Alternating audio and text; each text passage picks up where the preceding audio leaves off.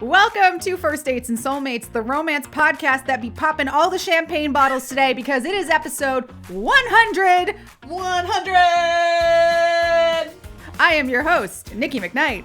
And I'm Meg Casefold. And that's right, y'all. It's episode 100. Meg, we're hitting the triple digits today.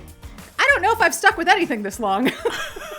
This is literally the last episode that I did for my last podcast, Social Slowdown. I made it to episode of 100 and I'm like, boom, mic drop, I'm out. Yeah, so, that's enough. That'll do, yeah. Pig. That'll do. I mean, but it was very much like, if I have not made the case for why you could leave social media and still market your business in 100 episodes and a book, then you don't want to. You don't want to. Then it's you don't fine. Want to do it. I have nothing else to say about it. Romance, we still have lots of opinions. I still have lots to say. And I would like to preface this with a little bit of story. So at the time of this recording, International Women's Day was just a couple of days ago. And my bestie, Jen, organized this virtual networking event for women in supply chain, because that's where we met. And that's the industry that she still works in. So it was organized by Supply Chain Social Club.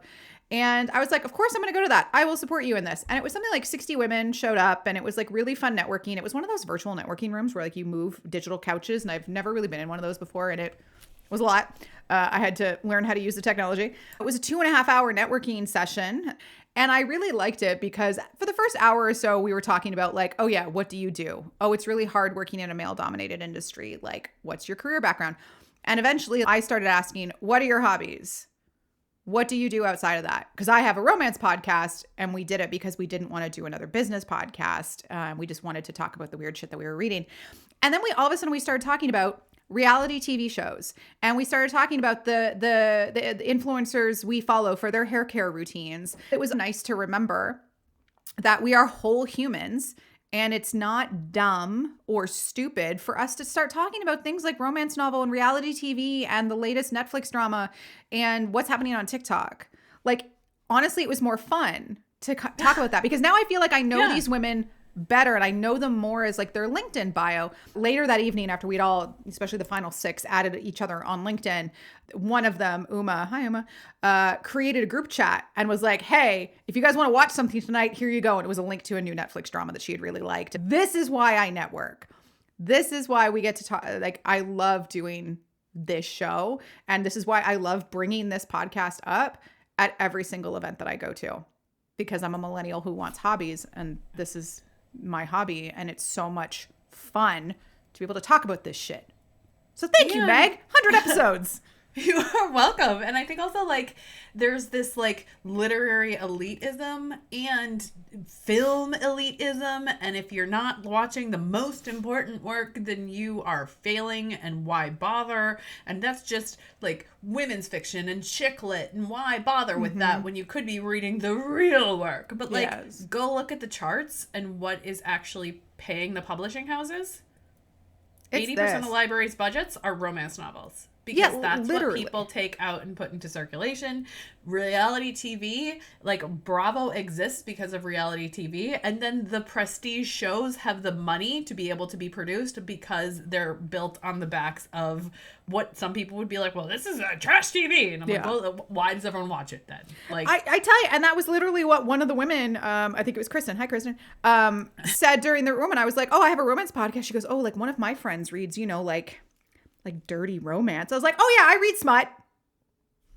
Loud and proud, baby. Loud and proud. This is what we're talking about because it's fun. Give me my fucking brain cupcake. I'm having a great time. We had the 5th grade parent teacher conference recently, and my kid's teacher was like, he's quite a writer. He said that you're a writer too. And I was like, oh, I am. I am. Thank you. But you don't know when you're talking to somebody in an academic, scholarly setting how they would respond to that. And so I'm like, well, I wrote a business book, and then I've written 3 romance novels. And she's like, romance novels?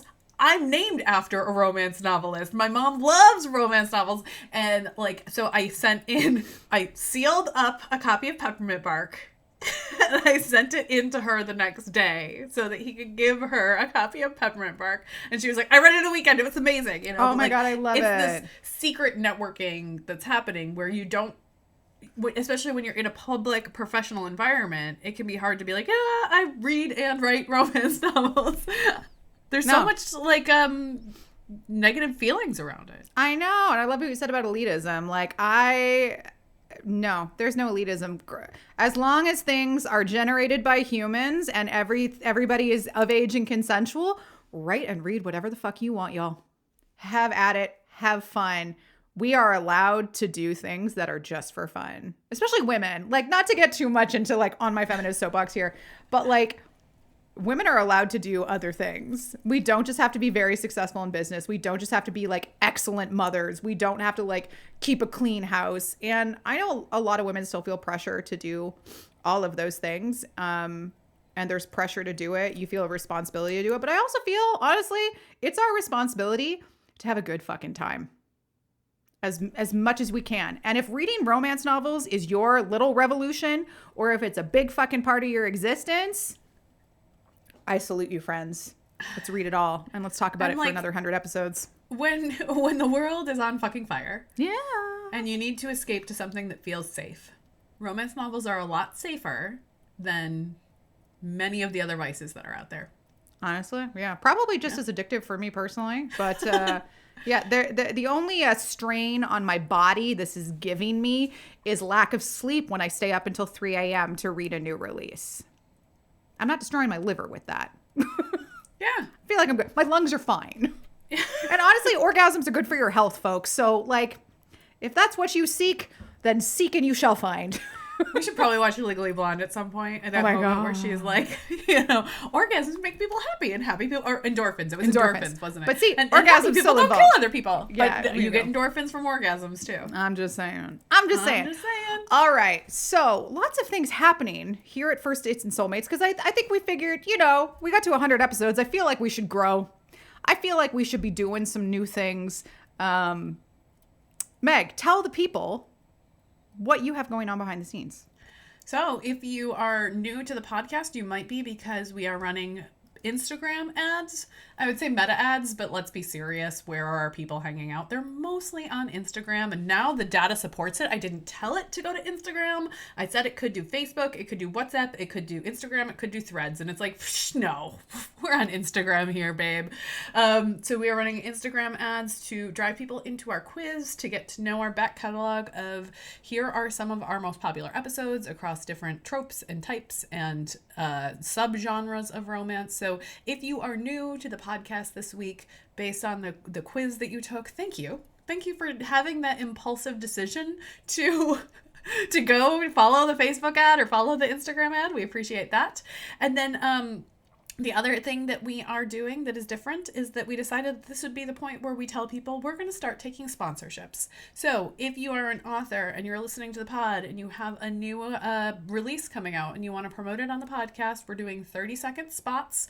So it won't be interrupting the entire episode. It'll just be kind of dropped in with some music in the background. That'll help offset some of our costs, make it so that the podcast can still be free for those of you who aren't financially supporting the podcast. If you are, if you have products of some kind, a subscription box, something like that, and you want to get in front of our audience, we have people who dramatically love this genre, and they are readers. So they are readers, they are buyers, and if you want to get in front of them, you can head over to firstdatesandsoulmates.com/sponsorship. You can learn more about the demographics that we do have of our audience and inquire into how you can support us in that way. Beautiful. We're growing up, and it's delightful. All right. Celebrating 100. And with 100 episodes, I thought it would be fun, especially since I know Meg is not a big movie or TV watcher, to do some live reactions. So I have pulled together some clip videos from YouTube that are talking about the top scenes in romance movies, the best love confessions in pop culture, friends to lovers on TV, all of the best of the best. I can say I have probably seen 99% of these and know them well. So we're going to live react to these videos. And all the videos that we are live reacting to today, I will also link in the show notes for you. So you can watch along with us, listen along, or comment on Spotify, comment on Substack, comment on YouTube, your thoughts on some of these couples or some of these confessions. Because y'all, there are some ones that I love and there's other ones that I'm like, this was a choice. This was a choice. When we were trying to figure out what to do for the 100th episode, I was talking to my husband Ben about it, and he was like, "What's episode 99?" And I'm like, "We're gonna do Two Wrongs Don't Make a Playwright." And Ben was like, "Well, she can just tell you everything she didn't like about the book for episode 100." Bad idea, dude. And that would be the last episode. And that's why episode 100 would be the last episode, because I'd be like, Meg, let me present you with a 3-page list of every place I think you fucked up and every typo I think you made. The typo list I would take. I would take the typo list and I would go back in and I would do I only saw one typo and then I forgot to flag it. It was near the end, though. I feel like it was one of the last chapters. It was just missing a space, so 2 words were together. Y'all, you know what that means. This is written by humans. Deal with it. It's true. We did not over-automate or AI it, so that's a good sign sometimes to find a typo, right? Honestly, anyway, written by humans. All right, so the first one we are going to watch today is from the YouTube channel Miss Mojo. Honestly, where I get so much of my content from, because I like lists. I like listicles. And this one is called The Top 20 Most Rewatched Scenes in Romance Movies. And I haven't watched it yet, so I don't know what movies they're covering in this. All right, Meg, you ready? I'm ready. Okay. Have you seen Amelie? Like a million years ago, but it kind of makes me want to rewatch it. I think I actually own the DVD, which tells you something. So I like the subtleness of Amelie. Like it's so, like it's not hot and heavy love. It's slow looks. It's well, of course long you love it. camera It's pining, shots. There's a lot of pining in this one. It's more women's fiction than romance, I think. There you go. Plus, it made me feel super fancy when I was in college watching a film with subtitles. Oh, yeah. What is who's the director of Parasite that he was talking about at the Oscars? Like, the world will open up for you if you can read 1 inch of text at the bottom of your screens. Like, accurate. Do it. Okay, so now we're looking at the IKEA date from 500 Days of Summer. This is one I have not seen because it makes me angry. Because it's How can you be angry at something you haven't seen, though? I have read the summary of it and I've listened to podcasts that talk about it. Because like it's all about like the end of a relationship. Like the 500 days are the days that they are together. Yeah, but it's such a delightful little like romp through their relationship, and the have you IKEA seen scene this one? is really cute. Yeah, I saw it in theaters. Oh my gosh. And I also just think Joseph Gordon-Levitt is delightful. He is just such a lovely character. Him and Zooey Deschanel are super cute. And like they're such like a quirky personality type. I think Zooey Deschanel really got typecast into that like the new girl, quirky girl. She's definitely Manic Pixie Dream Girl. Like, she plays it so well. I think you might like it more than you think, even though it has its own issues. Okay, I've seen part of The Big Sick, but I have not seen all of it. I haven't seen The Big Sick either. So do you know the story of this one? Yes, I've heard the story behind it, and I've thought about watching it, and I think it's even been on some of our, like, should we watch this list? No, heckling is not something I would think of romance. No, I disagree. I think that if you're supporting somebody and you're yelling for him, it's not heckling. Heckling has to be negative, don't you think? I think it is. Don't make me party to your bullshit. Heckling is like grand gestures. I was like, I don't want to be involved. It's cringy. But this is kind of cute. Like their story of her being ill and their relationship through her illness. Okay, my best friend's wedding. I have never seen My Best Friend's Wedding. Oh my God, I hate this movie so much. Okay, this might be a strong opinion. Everybody in this movie is a trash human except for Cameron Diaz. Cameron Diaz does not deserve this. So Julia Roberts, her hair is majestic in this. The curls are glorious. Dylan McDermott? I think it's McDermott. It's one of the Dylans. I think that's Dylan McDermott. Is it Dermot Mulrooney or Dylan McDermott? I always get those two confused. I think it's yeah. So she's like Dermot. Yeah, like he's about to get married to Cameron Diaz, and she's like, "Oh, by the way, like I think her character is like the original pick me girl."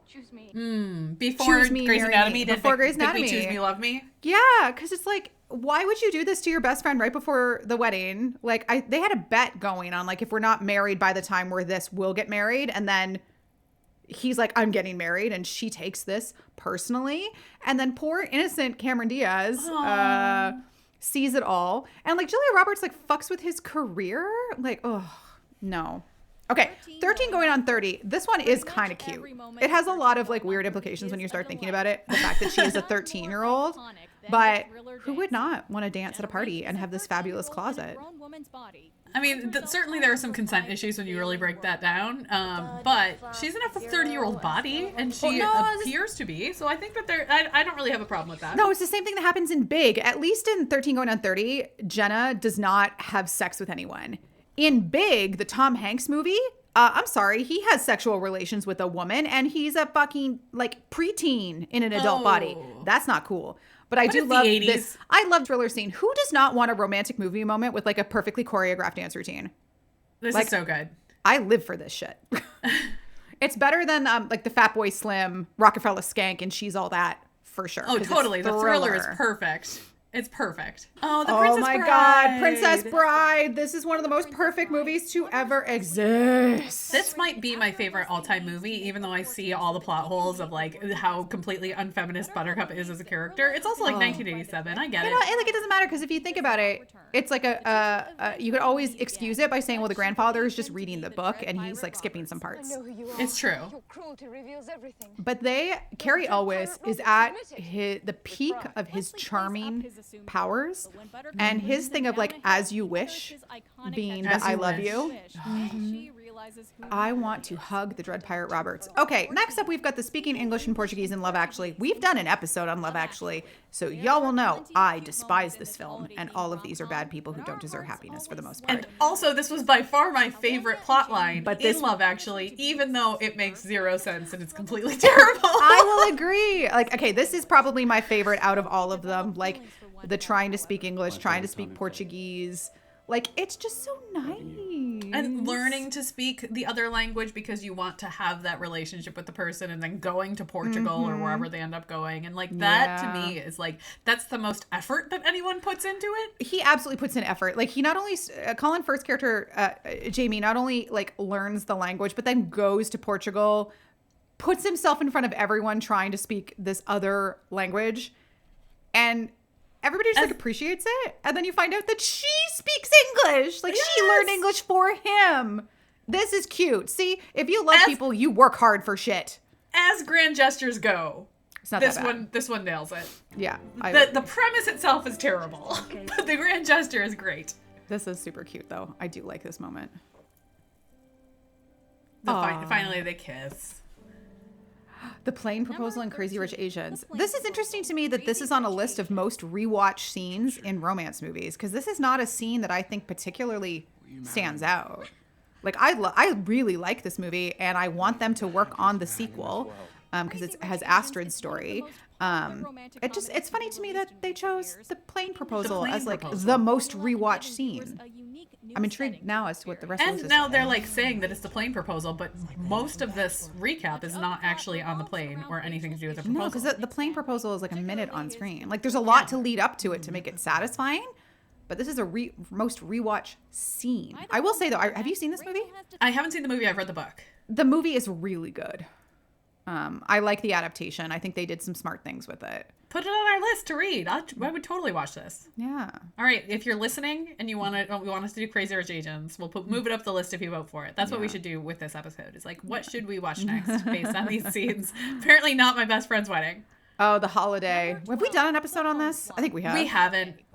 I feel like we have because I love the I Hi Bye Lie about this episode. Oh my God, I Hi Bye Lie has if you have not listened to I Hate It But I Love It episode on The Holiday, y'all should watch this. I thought for sure we had done this because I also have very strong opinions on this one.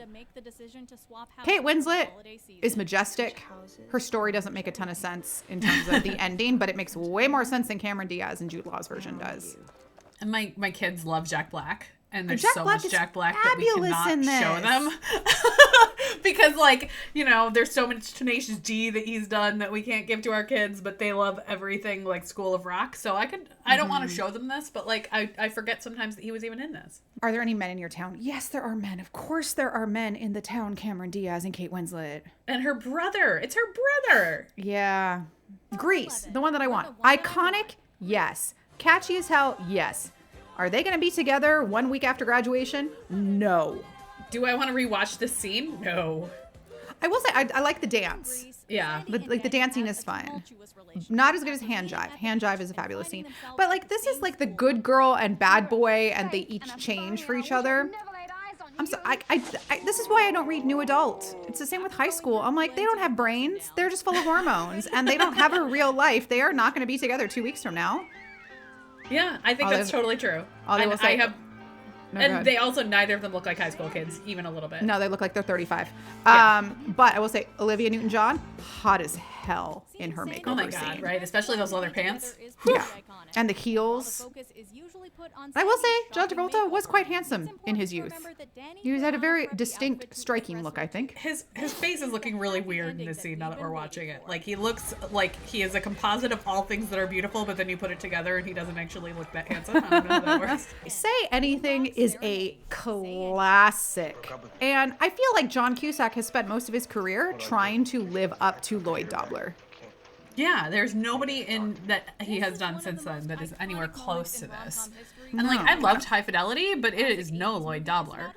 No, Lloyd Dobler is like, this should not work, right? If you are not dating someone, then please do not go to someone's house for a boombox grand gesture unless you are Lloyd Dobler in Say Anything. The only time in history it is okay to be outside a house uninvited with a boombox.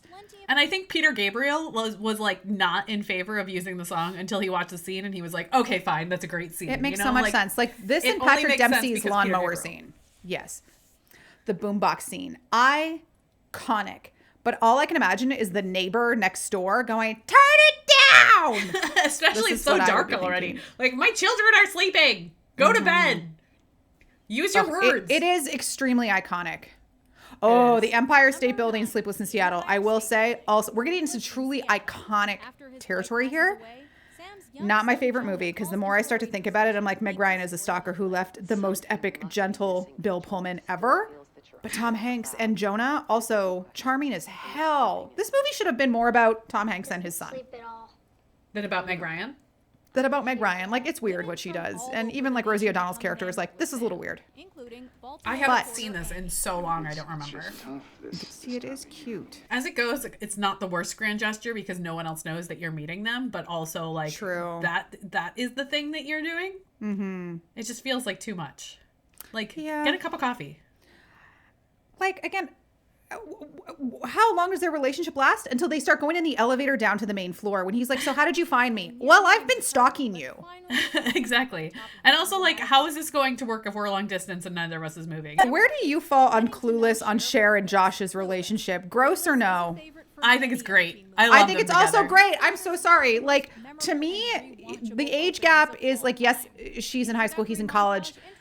So that's like a little weird because I think it's like a 2-year difference. So I think she's like a sophomore and he's first year college or something like that. So that's a little weird. But like their parents were not married for that long. So it's not like they grew up together. And like she's so much more comfortable with him than anyone else. And I think like they it's do cute. actually know each other well. I could see it working because they are already like connected to each other's families. Mm-hmm. You know, like they are friends to lovers in a really lovely way. I agree. I think it's cute. I'm sorry, y'all. That is like my hot take. Cher and Josh are cute together, and I think they'll be together for a couple of years. Also, Paul Rudd still looks that good. Oh my God, he does. How? Okay, Notting Hill, another Julia Roberts one. I feel like Meg Ryan and Julia Roberts are going to kind of like rule the roost on this one. Have you seen Notting Hill? When we get to the 90s episode, it's just going to be Julia Roberts and Meg Ryan. That's true. Have you seen Notting Hill? No. Oh, do you know the storyline at all? I have heard the storyline. Oh, okay. I am not dying to see it because I have heard the storyline. Yeah, but this scene, I will say, is extremely iconic. It's the I'm just a girl standing in front of a boy asking him to love her scene. So, wondered if I didn't. It is iconic. It is iconic. Julia Roberts is the biggest movie star in the world, also in this movie, coming to be like, hi, please ignore the fact that I am this celebrity and your life would be changed irrevocably by us being together. I just love you. And then he says, like, he's just kind of like, oh. And then she walks out and he's like, what the fuck did I just do? Yeah. And then you have the big car chase scene to the press junket, which is kind of charming. Ooh, To All the Boys I've Loved Before. I like this movie. I also haven't seen this one either. I've only seen the first one and I've seen parts of the second and third. I think there's 3. At least I've seen parts of the second one. I will say, like, this is a nice fake dating, like kind of like a friends to lovers bit. So at this point, like Laura Jean and Peter, they're on the big ski trip and they have this hot tub scene. And you're like, Peter Kavinsky is just a good dude.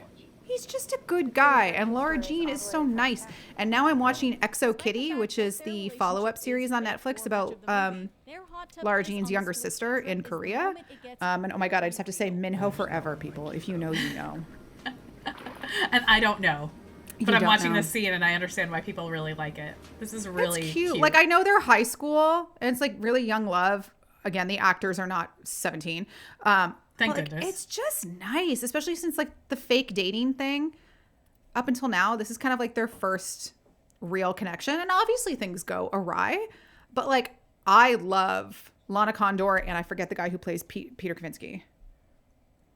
Oh, Bridget Jones's Diary. Ooh, what are your thoughts on Bridget Jones's Diary? I've never seen it. Oh my, are you okay? Meg, I know you've told me so many times you don't watch a lot of things, so we might have to roll this into like whenever we do Pride and Prejudice as like one of the remakes because it is essentially really like it's literally Colin Firth playing a character named Mark Darcy. Like, oh, of course. The similarities are real after the here. Pride and Prejudice with Colin Firth. Oh, way after. Based on a series of books by Helen Fielding. The thing I mostly remember about this, though, was Renee Zellweger. She put on some weight to play Bridget. So she was like a size 10. And the media was like, oh my God, she got so fat for this role. She put on like 10 pounds, y'all. Yeah. This is not Christian Bale drinking liquefied Haagen-Dazs to gain weight for that movie the John Lennon movie. It's Love, Simon. Oh, yeah. I wanted to watch this at some point. It is cute. And I do, they're showing the Ferris wheel scene, and this is really good because, you know, they have like a secret pen pal unknown relationship, and he decides at the end of the movie, I'm going to put myself out there and say, meet me on the Ferris wheel kind of deal. And then this guy shows up and you're like, oh. I didn't think you'd come. I think I read the book this was based on, and it was super cute. It is really awkward, though, because everybody has been at the fair waiting for the guy to show up. So everybody's like watching them, like wait for this guy to show up. And I feel like that's a lot of pressure. Like everybody's like watching you to like see how well it goes. As somebody who has been on a blind date in front of 20 people, it is not an easy situation. I'm sorry. Who set you up on a blind date in front of a bunch of people? That was my husband. That was the day we met. There was that many people there? I thought it was like maybe one other couple. No, it was my whole family and my cousin's whole family. And then Ben. You're so lucky it was Ben, because otherwise that would have been a disaster of epic proportions. I'm so lucky he was weirdly chill about being set up on a blind date in front of his like date's entire extended family. It was so awkward. Okay. 10 things I hate about you. You know I love this scene. You have seen this one? Yes, Is I've this seen a movie this that one. you have seen? Oh my God. Heath Ledger, rest in peace, my dude. Like, oh my God. Patrick Verona. But again, the gesture is like him singing Can't Take My Eyes Off of You. Is like, it's charming as hell, but also cringe as hell.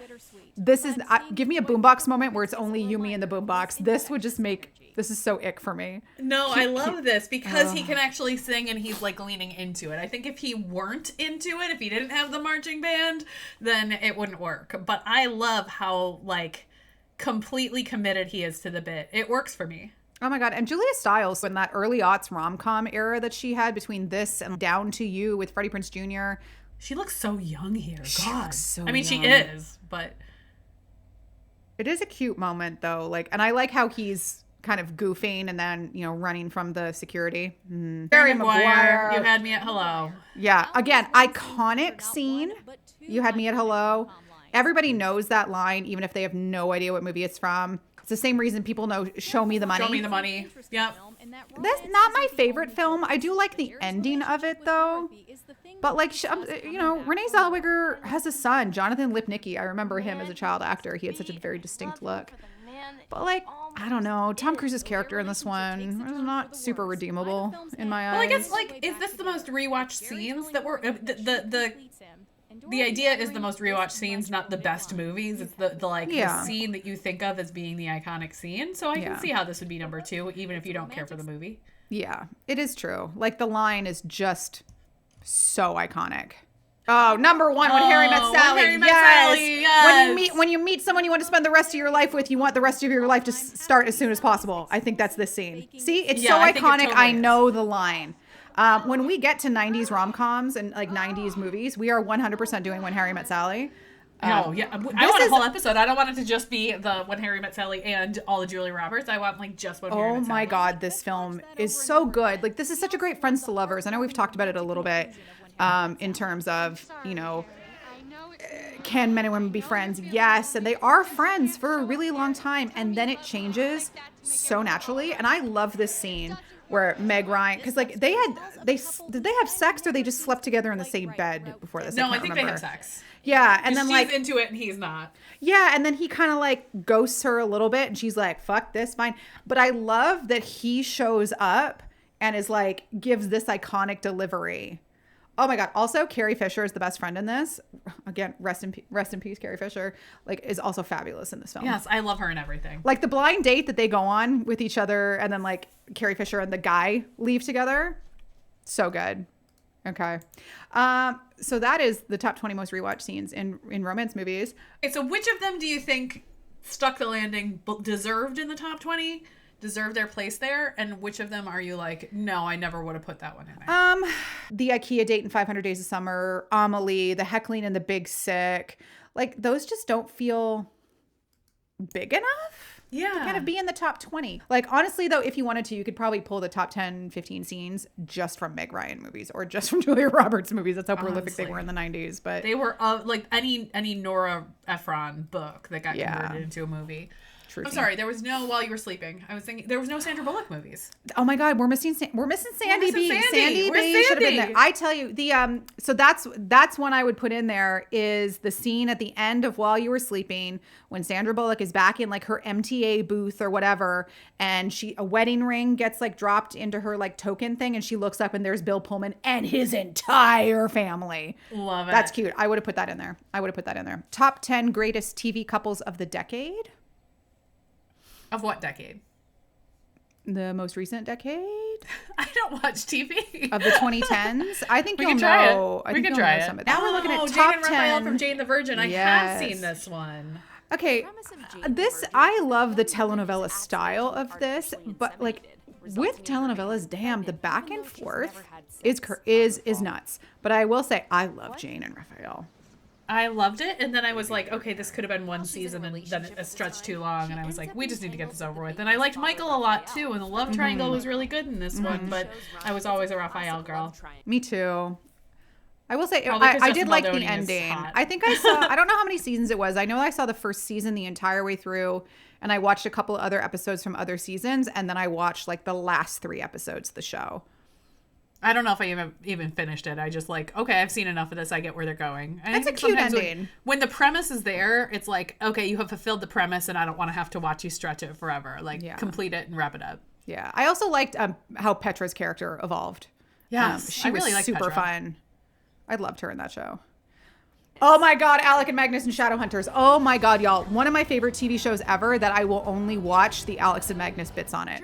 I will watch the supercuts on YouTube that are like, I don't really care about Clary and Jace, anybody else in the show. Malik is, for me, one of the best storylines of all time on TV is these two. Harry Shum Jr. and Matthew Daddario, kings of TV, Malik forever. Oh my God, I fucking love them in this show. You know what I'm going to say, right? You haven't seen it. I read the book and I couldn't even finish the book. I thought it was so bad. The book is very, very YA and it's very juvenile. But I will say, I'm going to find a YouTube supercut for you to just watch their storyline through the 5 or 6 seasons or however many seasons there were. I will gladly watch the supercut for just these two. These two are great so far. Fucking fabulous. Was this your queer awakening? Oh God, no. This only came out like a couple years ago. Oh, okay. Go find me 25 years ago. It's in 2016 to 2019. I wasn't sure. Oh my God, no. Go back to like 1990 something. Oh my God. And like when they get married and like all their cute scenes after they're together, they're so flirty. Oh, okay. Number 8, New Girl. I did watch New Girl. I don't know. I feel like the Zooey Deschanel thing that we already talked about, where it's like she's sort of the same quirky character everywhere, but I do love the Nick character a whole lot. I think this is another show where I watched the entire first season, started the second, then I just started episode skipping. So I've seen like random episodes. I liked Nick more than I liked Jess. I loved Schmidt and Cece. and I like some of the side characters. Couple with undeniable chemistry that kept They play Yeah. a game, I think it's called True Americans, which is like that weird Oh, game. yeah. Some friends of RFD. mine. Yeah. Some friends of mine. FDR. JFK. Yeah, some friends of mine made up their own version of that called True Canadians, and we played it at their wedding. We played it at their apartment. Lots of alcohol was involved. But I will say, like, these guys are cute. They are cute. I just think personally their storyline was too dragged out for me to actually like it, which is why I loved Schmidt and Cece. Yes, and I think also it's one of same situation I had with Jane the Virgin, where it was like season 1 nailed it, season 2, oh, we're still doing this, now we have to create more drama between them, and it felt like it was just stretching it without due reason. Never watched Riverdale. Riverdale, oh my god, the first season I thought was really good. Season 2 was bad. Everything beyond that, I'm like, how is this fucking television? Like, they could not decide what that show was. And even Betty and Jughead, or Bughead as the ship was known, they were that's so much good worse. on and off, but I'm like, they had a really interesting approach to the Betty, Archie, Veronica love triangle in the first season, and then this show just went fucking off the rails. It started playing with too many different formats and styles. Then there was like alternate universes. There was witchcraft brought in, but not with Sabrina, which is what they thought it was going to do for a while. That Sabrina would meld with the show, and then Sabrina got their own show. This was just fucking weird. I will say, like, these is this Cole Sprouse and Lily Reinhart did date in real life during the filming of this show. I don't think they're together anymore. But like, they were cute, but like, this show was just fucked up. Yeah, I never watched it. Oh, I love Parks and Recreation. Okay, I would put them in my list. Yeah. Yeah, but I know them, and I've seen the flash forward at the end of the last episode for Parks and Rec. I tried to get into the show, y'all. I watched like the first 6 or 7 episodes, and I was like, I hate everything about this. Yeah, the first season didn't really, it was like awkward and like didn't really stick it. I feel like probably it was one of those ones that took to like season 2 or even 3 to really figure out what it was that they did best. I think that but happened. They didn't really land it well, especially like an ensemble cast like that, where you have so many characters that are all quirky. It can be hard to figure out who the straight man is and how it all fits together. That's why I can't watch The Office either. Like, it's just too much. You know what I do like in this show though is Typhoon and Ron Swanson. Favorite relationship on that show from what I've seen. But Leslie and Ben are pretty cute. They are, and he definitely like balanced her out in a lot of ways because she was so manic, and he had his own weird things, and they allowed him to be weird, but he was also like so stabilizing for her that I thought it was a smart move to give her a love interest that wasn't perfect. Killian and Emma in Once Upon a Time. Okay, I also fucking love these guys. I'm gonna guess you never watched the show. Never. I watched like a couple episodes. He's and I Captain didn't like Hook. it. He's Captain Hook, and he is so charming, so hot. When he gives away the Jolly Roger to like get her and save her, and like their first meeting when they're in Neverland, and she like kisses him and is like says to him like, "Don't follow me," and she walks away, and he's like so like, "Holy fuck, wow, that was good." Like Emma Swan is fine, but Killian, Captain Hook. Oh my god. He just like, he's oozing charm. He's slight emo boy, like he wears guy liner. I'm so into this as a character. Yeah, I don't even know who the other characters were in this in Ever After. Once Upon a Time. There you go. I don't even know the name of the show. Oh, Damon and Elena. Okay, so I think I have many friends who watch this. It wasn't only James, when she came on the show, she was talking about how much she loved it. Yeah, she was a huge Vampire Diaries fan. Yeah, my friend Mary named her cats after some of these characters. I never watched it. Surprise. I watched the first 2 seasons, I think, and then I watched sporadic episodes, and like I know what happens in the show. I did like Damon more than Stefan because I like a bad boy. And also like they dated in real life. And then had apparently a very bad breakup, which is why she left the show. Eek. That's always awkward. Yeah, but I will say you have to like give up your career because someone else has more clout than you. Nina Dobrev and Ian Somerhalder. I will go. say, like, they have great chemistry though. Like since season 1, the chemistry with these two, oof, so good. If I just think about the characters, I am okay with this. But as soon as I start thinking about the real people, I'm like, oh, this is a shitty situation. Yeah, can you imagine? Oh. I just like teen dramas are hard for me to watch because there's just too much up and down. Ooh, Brooklyn Nine-Nine, Amy and Jake. I love these guys. I love these two. They were so. I love how their relationship evolved. Like in the pilot is the introduction of the bet. Whoever like closes the most felonies wins. And when he wins and takes her out on this horrible date, but then they have to get called in for a stakeout and they can get replaced. And he tells the captain not to send a replacement so he can just spend more time with Amy on this rooftop. I was like, and how they joke around in later seasons, like during one of the heists when she fakes him being in a coma for 7 years just so she can win. They are perfect. They are perfect legitimately together, perfect people. Yeah, and I think it's the same thing where I said with Leslie and Ben, where it's like they both have their own weird quirkiness, and their quirks sort of line up and make them a bit more stable as it goes. But they also like support each other in such a beautiful way and like embrace the weirdness. Yeah. Also, like spoiler, I guess for the end of Brooklyn Nine-Nine, it's been over. Get over it. He leaves the NYPD to be a stay-at-home dad so that she can have her career. I love that. Yeah, like that's how it ends. Is Jake leaves the force so he can take care of Mac. Okay, Claire and Jamie on Outlander. I've never watched. I've seen a couple episodes of Outlander. It's too high stress for me. I'm not. I never watched it. I read the first half of the first book and threw it at the wall. Yeah, I will say there's a couple moments in this. Like I like the actors. It's just the story doesn't appeal to me in any way. I do like the scene. I don't know what season it's in, but it's after they've been together in ye olde Scotland, and then she goes back to her real time, and then she goes back in time and shows up at his print shop, and it's the first time he's seen her in I think years, and she like looks down at him and he sees her and he just passes out in shock.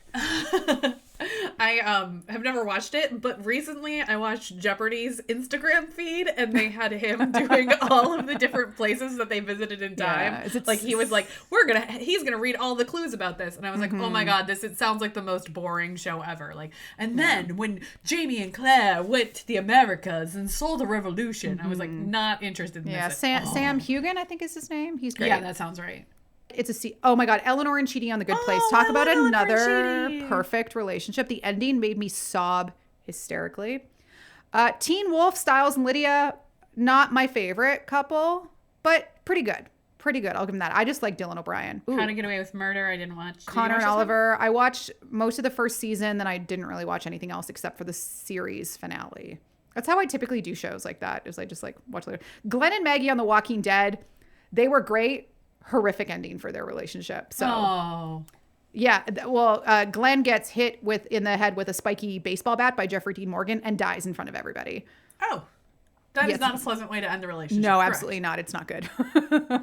It's very, very sad, and I prefer to think that they are living well outside of the show. I think Ross and Rachel is going to be number one.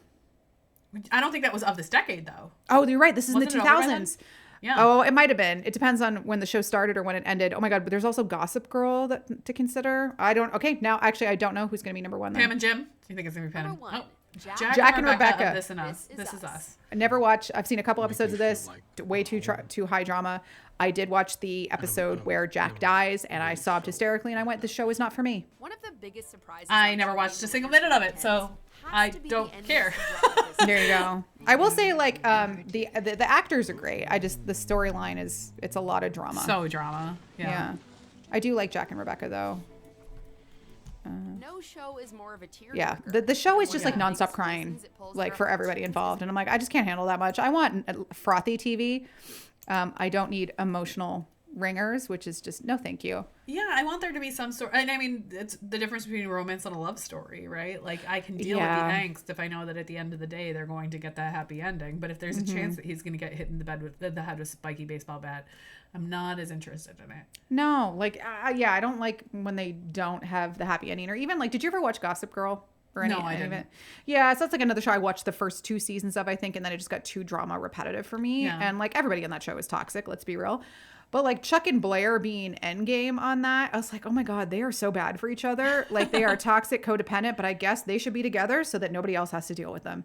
Yeah. Like, Ben got me to watch Pluribus, which I really appreciated, but it was absolutely not a romance. And he's trying to get me to watch The Pit. And I'm like, okay, that might be the next thing that I watch that's not a romance. Because The Pit? I've heard so many good things about it. Apparently it's a fabulous show. Yeah. I just can't handle that much stress on a day-to-day episode. Yeah, that's my concern. Especially like he was saying that it's different to watch TV shows with sick kids after you become a parent. And I'm like, that might be too much for me. You know, like it might just set off my anxiety too much. And like part of the reason that I think like we read and watch TV is to escape the real world, and to put yourself into that situation when you're watching can like bring up all the anxiety you already have. Yeah, but honestly, like pretty fun. And I think there's definitely some things in there that we are going to have to watch or read because there's some good stuff in there. Okay. Hold on. Best love confessions. Suspected this, but over the last month, I've fallen. Okay, I do like About Time. It's a good movie. Now, Oh, Margot Robbie. this was Yeah, but she's not the main love because interest you're in a this. goddess. Isn't it Rachel McAdams? with that face. I don't know. I've never seen it. That, Surprise. It's got time travel. even if you didn't have the night. Well, I love a time travel romance, and I've seen The And Time you Traveler's do Wife, but I haven't absolutely seen no About Time, hair. but I've heard about it. Yeah, this is. Because I of think. some I think that's Domhnall Gleeson. medical It's got Bill reason. Nighy in it, and his family has this thing where they can travel back in time. And But like, when he uses just that wondered to whether get, by I any think chance Rachel McAdams to fall in love with might him. share my secret. Have You have bewitched bewitched me, me. Pride and Prejudice. Oh, Pride and Prejudice. And So- they went with this version, too, the Keira Knightley version. Because this love confession is amazing. Yeah. I know you have not seen this. It is on our list to do Pride and Prejudice this year. And I love both adaptations, but in this one, I think Matthew McFadden is swoon worthy. And this scene, when they're out on the moors in the fog and they're walking towards each other, funny thing, he's blind as a bat. He didn't have his contacts in, so he was literally walking Oh, across the God. field to like the AD just waving a flag so he could find his way. Oh. But this, like, you have bewitched me, body and soul. Oh. Here it is. And this is why people love Darcy, because he's terrible for the first 70% of the book. And this is what makes it work. I love you. I never wish to be parted from you. And Keira Knightley is fucking beautiful in this shot. Oh my gosh, right? This is why she belongs in period films. She's fucking gorgeous. And she holds his hand. Your hands are cold. So cute. That's so nice as a period piece to have it be just like not the makeout session, not the like carry me back to your bed, but just like a hand kiss. With the Oh, that sun light. behind them. This is shot. So, This is gorgeous. the cinematography in this film is fabulous. Oh, Shakespeare in Love. I don't remember this confession, but I remember loving this movie. I watched it. I don't remember liking it. I think probably because they don't end up together in the end and they can't end up together. And I love that Judi Dench won an Oscar for this film for being on screen for like 6 minutes. Yeah, pretty much. She had like the whole Elizabeth movie, and then she won it for this one where she was like just the same character. I will say the chemistry between these two is really good. And I'm not a huge Gwyneth Paltrow fan, but between this and Emma, I think she did a great job at kind of these period films with the British accent. She's And pretty, like this is also best confessions of love, not best Yeah. couples, not best rom-coms, you know, it like is a good love confession. it is, even if they don't end up together. Yeah, they do have, I will give them this. They do have fantastic chemistry. They do. They look great on screen together. Yeah, you're right. This is a really good confession. It's a good confession, and it's a good like why they have to break up and why they won't work, but you can still see that they love each other. True. I remember crying about it when I was like a teenager because I think this was like 96. Jane Eyre is a really hard one to watch. It's a hard book to read. I never watched it. What's but a his hard name? book to read. Is it Rochester? It's Rochester in this one, right? Rochester, I think so. He's not a good person, No. but I do love Mia Wasikowska in this movie. I think she's great. She has such an expressive face. Your bride She's so interesting. The cinematography also in this film is great. It's just I can't get on board with the storyline. Yeah, Like that's these my kind of problem with like Jane Eyre. yeah, these kind of like gothic style romances. They definitely have good confessions like this. They're full of like big emotions, but the plot lines always drive me insane. Well, it's not what we would consider a traditional romance, Yeah. right? So, yes, is it beautifully shot? Is it a great story? But is it still scratching the itch of what we look for in modern romance? No. I will say too, Michael Fassbender is gorgeous. So, Nikki, Mm-hmm. since we just did this sort of like hot take, fresh rewatch, let's just go with this. Like, what's your favorite thing that you ship about like a good confession? Since there were several confessions in there. I don't like it to be a grand gesture. The only place I kind of like where it's public in that way is the Ferris wheel scene in Love, Simon. I think it's so romantic and it makes sense for the age group that those guys are at. But I also think I just love the actors and I love how the thing is shot. But I do love like the quiet thing, like, you know, like Pride and Prejudice, like with Jane Eyre, even as I don't think that is a particularly good movie. with even Bridget Jones, I like you just as you are. Like, it's just like characters saying what they mean clearly. And again, even Julia Roberts, I'm just a girl standing in front of a boy asking him to love her. There is something about explicitly saying something that is like, oh, thank you. That's good. And 9 times out of 10, they're getting a good reaction back to it. It's not like, I love you. Go fuck yourself. Like, it's not, we're not quite there, you know. Boombox moments, it works.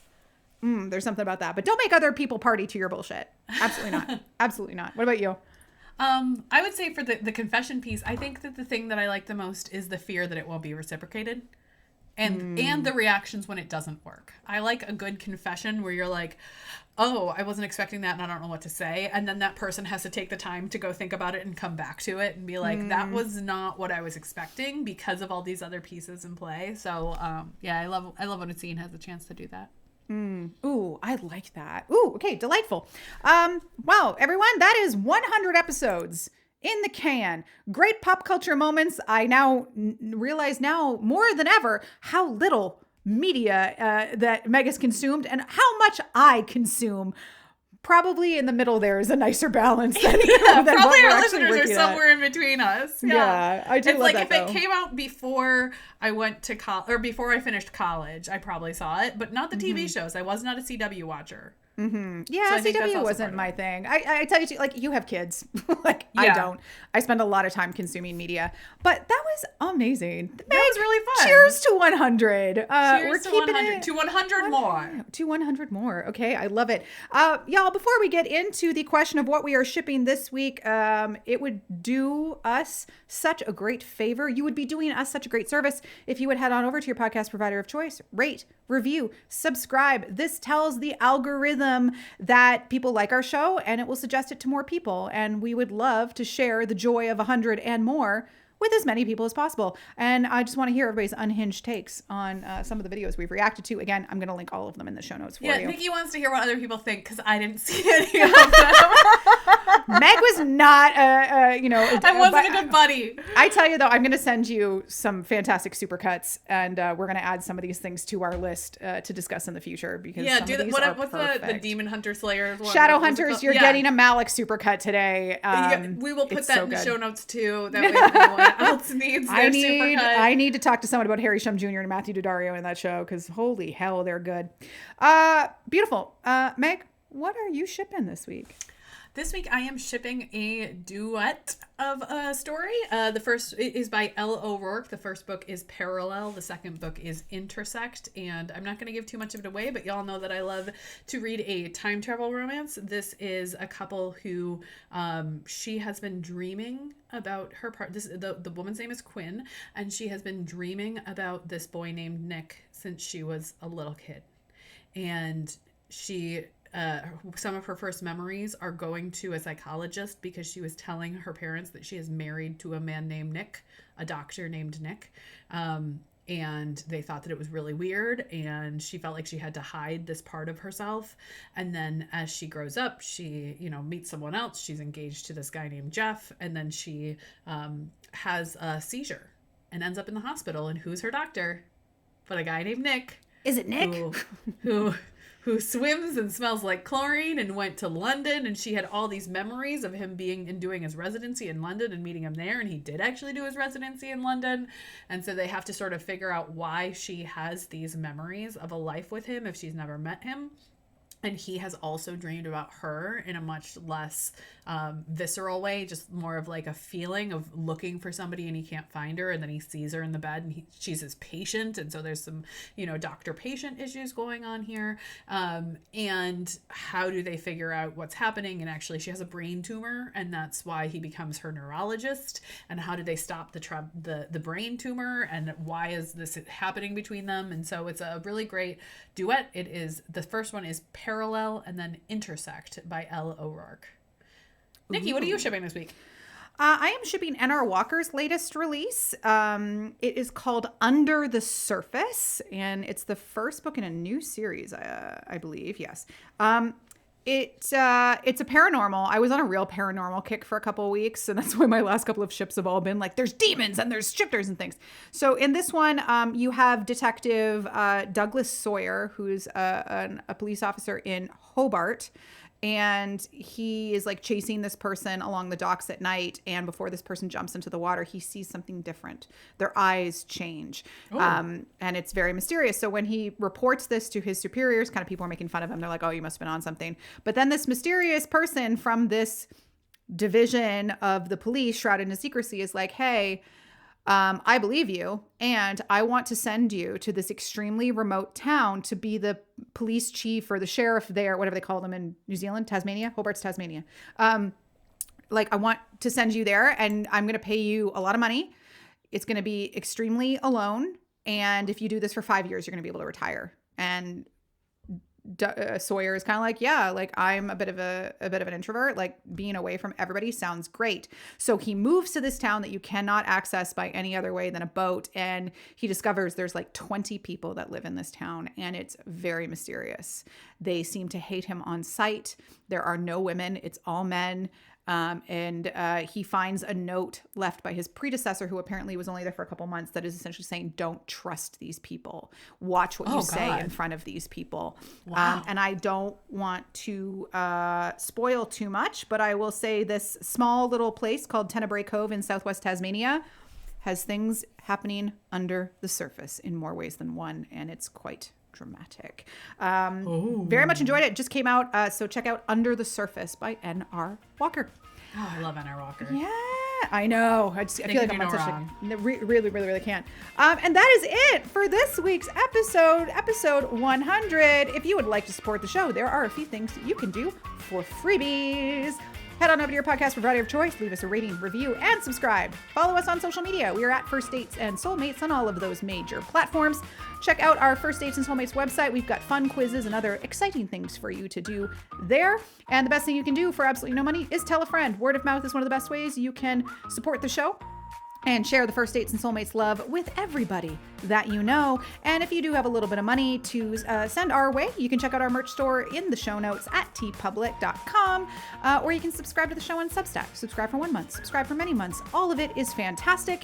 And as Meg mentioned at the top of the episode, we are offering sponsorships now. So if you'd like to check out those details or have a conversation, head on over to the website, check out the sponsorships tab, or you can email us, firstdatesandssoulmatespod@gmail.com. But we're just so freaking pleased you are here, and thank you for sticking with us for 100 episodes.